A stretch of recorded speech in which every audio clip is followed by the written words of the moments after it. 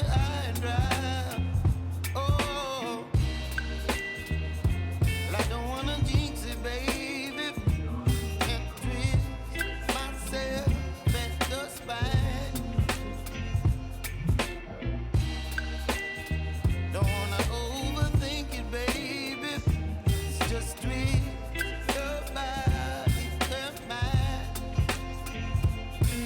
Baby, you give me ice and fire. You're giving me wind and rain. You're some kind of butterfly. Baby, you give me midnight. You whip up my appetite. Don't leave me here high and dry. Oh, but I don't wanna jinx it, baby. Let's not get ahead of my time. Oh, but I don't wanna miss you, baby. So I stand up and speak my mind. Oh,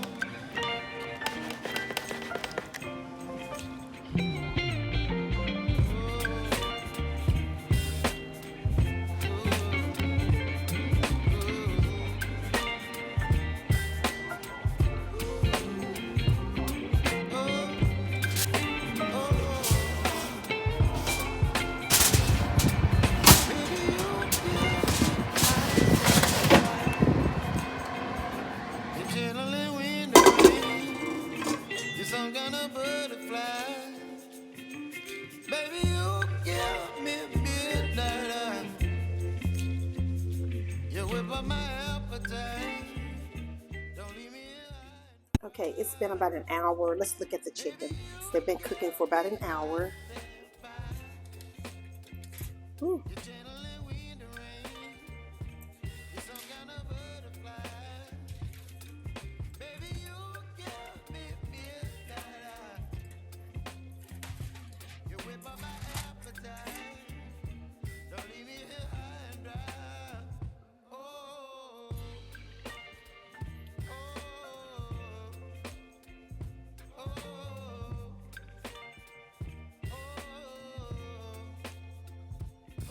It looks pretty done. I'm gonna let it cook a little bit longer though, because I want it to be a little bit more tender than this. So it's back in the oven. Let it cook for maybe another 20 minutes. Or yeah, maybe another 20 minutes. So if you guys want to ask, hey Steph, how long do you let your chicken thighs cook in the oven? An hour and 20 minutes. Right now this has been an hour mark from when I put it in there earlier.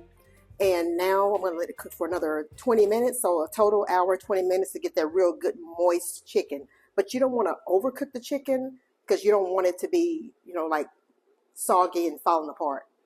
And over here are the potatoes that I cut up earlier for the potato salad. Okay. So guys, between the potatoes boiling with all the good seasonings, the good chicken that's cooking in the oven, that's baking in the oven, the bread that I've already seasoned really good and it's already done and just ready for the broth, as y'all saw that. It smells so good. So are y'all cooking? Let me know what y'all are cooking. And if y'all are cooking, if you're not, that's not. All right, y'all, the potatoes are draining, and once that's all done, I will start to add all of the ingredients to make the potato salad.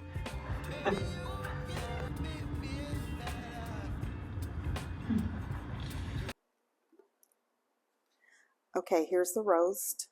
And y'all, I did something a little bit different with the roast that I've never done in the past. So late last night, instead of putting this on low like I normally do and cooking it for 3 or 4 hours, I put it on warm. And I did taste the meat this morning and it is super, super tender. It did get done all the way through.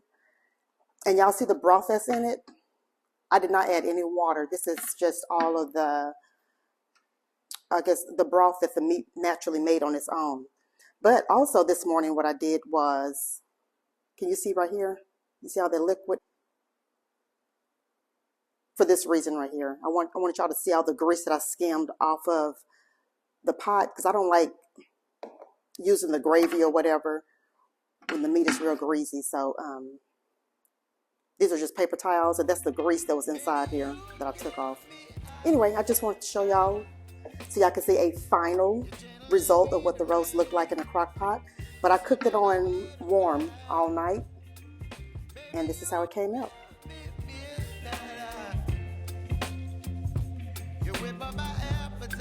The meat is very tender.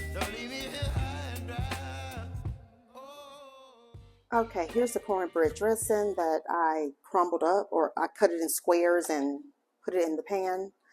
And here's the chicken that's already cooked. I just removed it from the pan, put it to the side.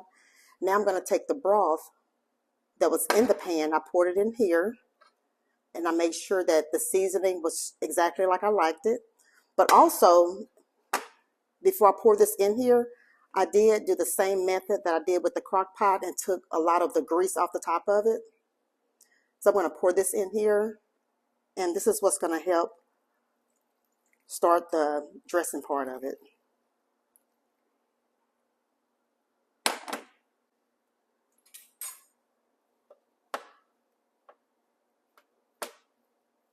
And if I run out of the regular broth that I made, I do have some store-bought broth as well.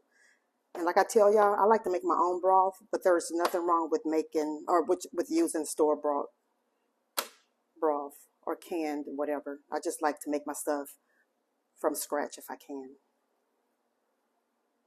And the vegetables and everything that's in here is the exact same vegetables that I cut up to put on the chicken. Y'all remember when I showed you the chicken before I put it in the oven, the vegetables that I had cut up? I did the exact same vegetables and the exact same seasoning inside my cornbread before I baked it.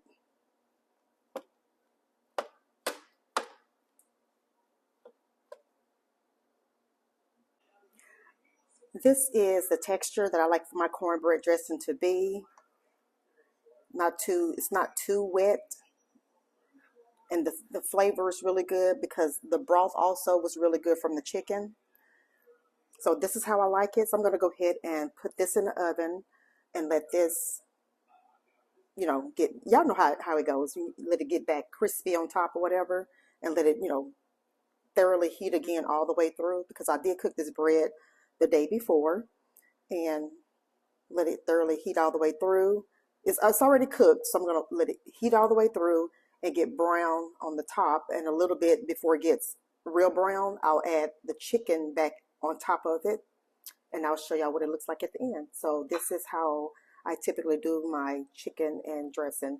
And I kind of wanted a whole chicken, but I had trouble finding a whole chicken in the store, so I just used chicken thighs, which is perfectly fine. But also in the oven, I have 2 pecan pies. So once that finished baking, I'll go ahead and add. Okay, y'all, here's pecan pies, which you just saw in the last clip, I think. I'm not sure. And the chicken and dressing is in the oven. But anyway, right here is the rest of the broth that's left over from the chicken thighs that we had in the oven, remember? So this is what's left over. And you might say, well, Stephanie, what you going to do with the leftover chicken broth? With all the vegetables and the flavors. Well, I'm going to make giblet gravy. And most of the time when I make this, I always boil the giblet, which is a part of the chicken. If you don't know what a giblet or giblet, I don't know how people say it, I don't know. But y'all know what I'm talking about. But you don't have to necessarily have that in your broth. This is basically the chicken broth. So I'm going to go ahead and take some carnation milk or evaporated milk and pour some in.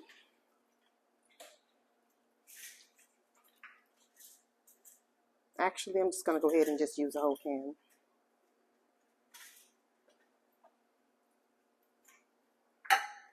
And let that come back to a little boil, but you don't want it to scorch.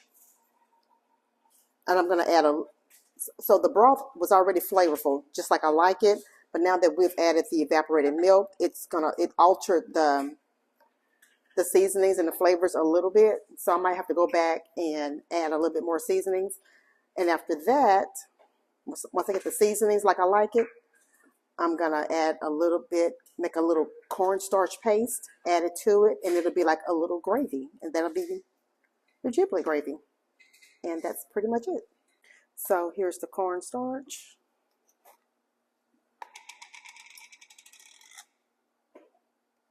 I'm gonna take about that much, a little bit less. Well, I'm gonna take about that much.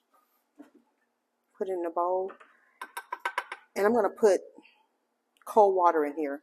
Very, very little water, because you want this to be a little paste. You don't want it to be watery. So let me add the water to it.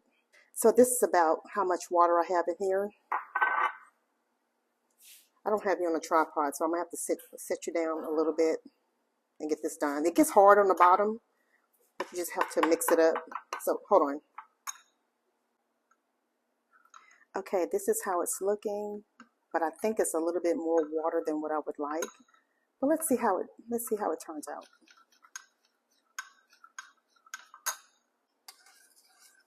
You see how loose it is right now? Oops. Flip it back over.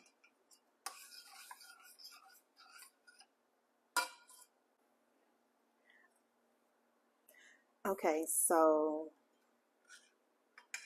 this is what it's looking like. And I don't want my gravy any thicker than this right here. And y'all make sure you have your fire really, really low, because it'll start scorching at the bottom. Start sticking. I mean, fortunately, this is not sticking yet.